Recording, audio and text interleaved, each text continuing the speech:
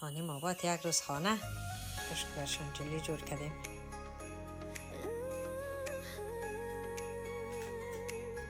برشان دیگه امروز جلی جور کردم. امروز روز کریسمس بود، خانه بود کلگی دیگه برزیل تانم تیاگاشک مزه دارم برشان جور کردم. هیچ کس هم ویدیو نگرفت به خاطر که خودم مصروف بودم، یکی هم ویدیو نگرفت. این حالم که ویدیو میگیرم میگم باش که گپ بزنم، سه دفعه هم در گپ میزنه، یک صدای عجیب غریب میکشه، میگه باش مزاق کردم. گفتیم یک دفعه دیگه بگیم قصه یک خانم شوهر که مانده بودن که گفت درخت کریسمس خودت جور میکنم اگر درخت کریسمس اوردر نکردی.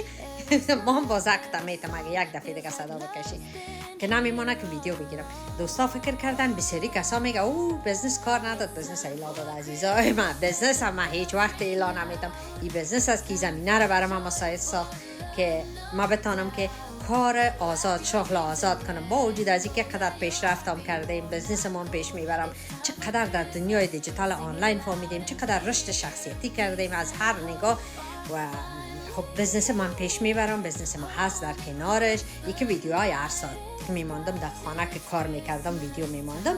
خب این ویدیوها رو مانده نمیتونم به خاطر که حال در خانه هم نیستم، در کار هستم. و با وجود از اینکه در کار هستم تلفن شاید بگوین در بیشتر اینه در جاهایی که میرم ویدیو میگیرم، باز میگم که پستش میکنم تا اینکه باز وقت نمیشه، وقت میمانه، چون لایو ویدیو گرفتن نمیتونم به خاطر از اینکه جایی که بیشتر میرم اینترنت اونقدر صفا کار نمیته. مرا دیدین که گاهی در تپه بالای میکنه، گاهی در زیر تپه میرم پیش لب دریا و لیک با او خاطر.